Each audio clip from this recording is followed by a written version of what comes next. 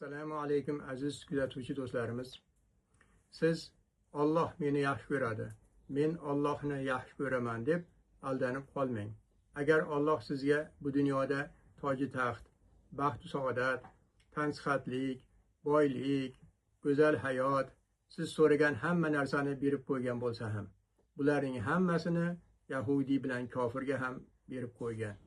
Yoki musulmon bo'lib, Qur'on yodlab, qori bo'lib, ilm olib, mulla bo'lib, taqvo qilib, hajga borib, toat ibodatni qoyil qilib qo'ysangiz ham, Yahudi, Nasroniylar ham musulmon edi. Shayton 4 kitobni yod biladi. Farishtalarga ustoz, taqvodor mulla, jannatning sultoni edi. Muso alayhissalomning eshagi ham hajga 1000 marta borib kelgan. Muhabbat, boylik, ilmu amal, martaba bilan o'lchanmaydi. Agar Alloh taolo bir bandasini yaxshi ko'rsa, uni o'zi sevgan qulining huzuriga yuboradi, tarbiyalaydi, o'z ulug'ligiga loyiq tarzda odob o'rgatadi va nihoyat uni sevadi. Agar sizni bir piri komilga yo'liqtirgan bo'lsa, demak Alloh sizni yaxshi ko'radi. Avval Alloh yaxshi ko'radi sizlarni, so'ngra sizlar yaxshi ko'rasizlar uni.